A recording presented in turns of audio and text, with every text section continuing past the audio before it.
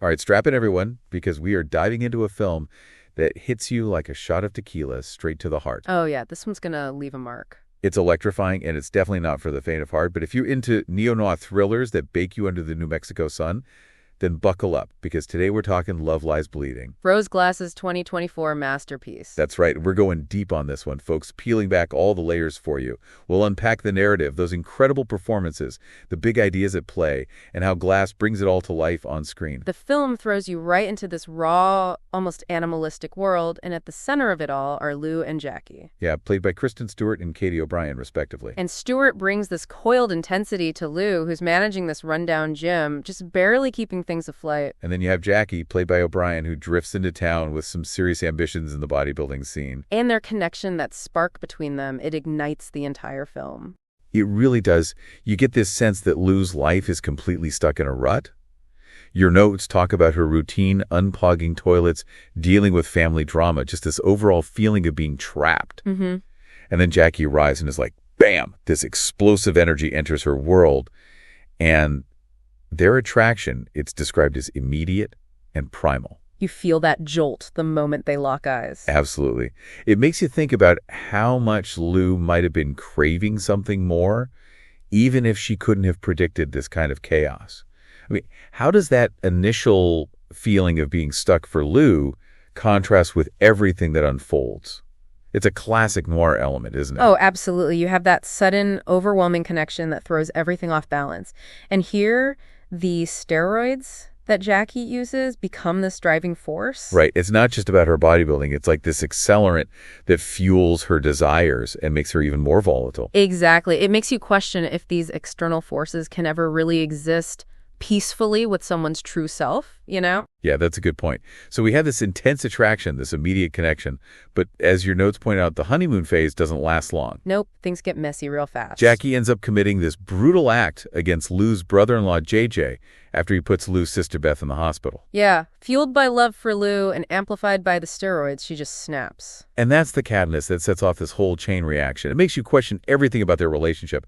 Was this a twisted form of protection or a warning sign of something more obsessive and destructive? Right. Was it love or was it something darker, more possessive? And then they get pulled into this cover-up and we meet Lou's father, Lou Sr. Played by the one and only Ed Harris. Oh man, he brings this chilling presence to the role. Lou Sr. is a gun-running crime lord operating in the shadows. The film doesn't shy away from portraying his power. It's cold, calculated, and manipulative. It's a different kind of power than what Jackie is chasing with bodybuilding. It's more about control and influence, and his involvement really ratchets up the tension. It turns the story from a love affair into this high-stakes thriller. And the story unfolds like a runaway train. It starts slow with that simmering attraction, and then it just explodes into this mix of violence and surrealism. We get these steroid-induced hallucinations, a bodybuilding competition that spirals out of control. And of course, that unforgettable scene where Jackie becomes a giant. Talk about a visual metaphor. Right. It's clear that the film isn't aiming for realism. It's using these almost dreamlike moments to reflect the character's heightened emotions and psychological states. That giantess sequence in particular seems to be about the overwhelming nature of love and maybe even a distorted sense of self. But one thing your notes bring up is how effective that metaphor actually is. Does it work or does it pull viewers out of the story? It's a bold choice, for sure. Some might find it brilliant, others might find it distracting. It definitely keeps you guessing. And then there's the ending, which is this mix of triumph and ambiguity. What did you make of it? It's not a neat resolution. It leaves you with this lingering feeling of unease. Did they find freedom, or are they forever haunted by what they've done? The darkness sort of overshadows any sense of victory. Let's talk about the performances, because Kristen Stewart as there is just phenomenal. She's not your typical femme fatale. No, she's something else entirely. She's raw and messy, full of this nervous energy, and you can feel this underlying rage just simmering beneath the surface. And her physicality in the role is amazing. The hunched shoulders, the way she moves those restless hands. It all adds to Lou's inner turmoil. And the chemistry she has with Katy O'Brian, it's electric. They really are the heart of the film. And speaking of O'Brian, she's a revelation as Jackie. She totally is. She embodies this incredible strength, but also this fragility. It's a performance that flips traditional gender roles on their head. And the way she transforms physically and mentally as the steroids take hold, it's captivating. Her scenes on stage flexing those muscles and the raw power she displays in those violent outbursts. It's a performance you won't forget. The supporting cast is also fantastic. We have Ed Harris as Luke Sr., who's just gloriously unhinged. Oh, yeah, he owns that role. Dave Franco as JJ is perfectly slimy, and Jenna Malone brings this quiet sadness to Beth, who's caught in the middle of all this chaos. And even the smaller roles like Anna Baryshnikov as Daisy add to the overall feeling of the film.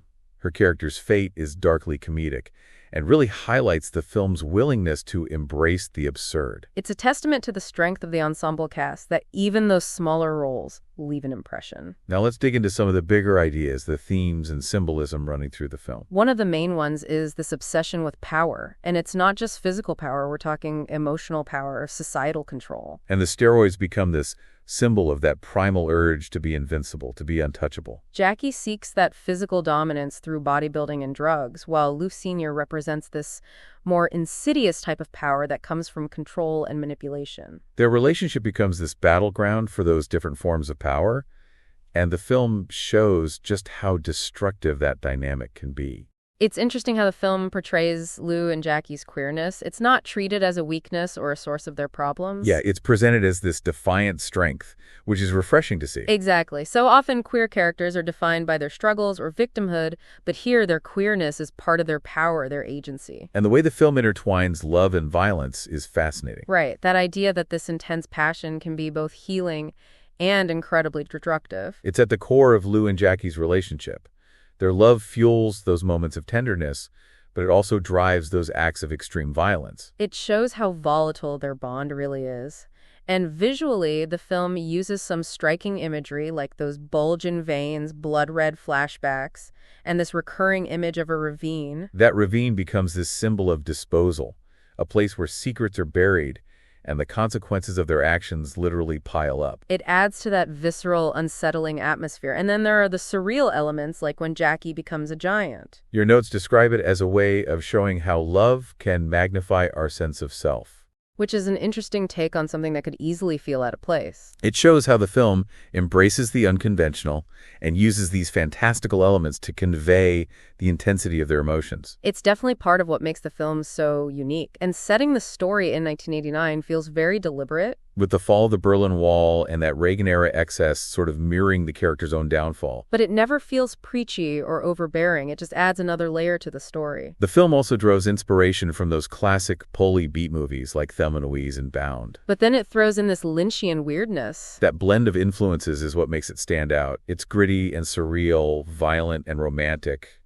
It's familiar, but also totally unique. Let's talk about Rose Glass's direction because it's fearless. She blends this gritty realism with these almost dreamlike moments. The cinematography by Ben Fortisman is also incredible. We have the stark beauty of the New Mexico desert contrasting with these neon-lit interiors. And that color palette, the reds, the blacks, the sickly yellows, it amplifies the film's intensity. It's all very deliberate. Those stark landscapes reflect the character's isolation, while those neon lights hint at their desires and simmering tensions. And the score by Clint Mantle is brilliant. It's synth-heavy and propulsive, like a heartbeat driving the narrative forward. And the sound design is so effective, those exaggerated bone crunches, the visceral sounds of violence. It all adds to the immersive quality of the film, and the editing is masterful. It mirrors the character's mental states, jumping between those slow, dreamy moments and then sudden bursts of chaos. The violence is graphic, but stylized.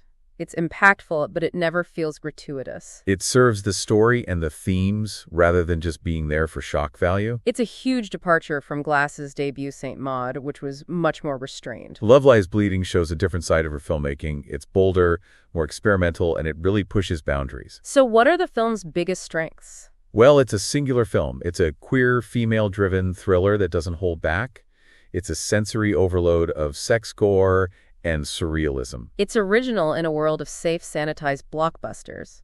And the performances from Stewart and O'Brian are phenomenal. They anchor the film amidst all the chaos. And Glass's vision is so distinct, it ties everything together. But there are some potential weaknesses, too. The pacing in the second half might feel uneven to some viewers. And some of the plot twists, especially the giant test sequence, might feel a bit indulgent. The script also prioritizes shock value over fully developing some of the supporting characters. It's a film that takes big risks, and sometimes those risks don't fully pay off. But overall, Love Lies Bleeding is a wild ride. It's messy and unforgettable, And it's not for everyone. If you're looking for a neat resolution, you won't find it here. But if you crave bold, unhinged cinema, then this is a must-see. It solidifies Rose Glass as a filmmaker to watch. So for those of you listening, think about this. How does this film use those extreme elements, the violence, the surrealism, the overwhelming passion, to explore those basic human desires for love, power, and connection?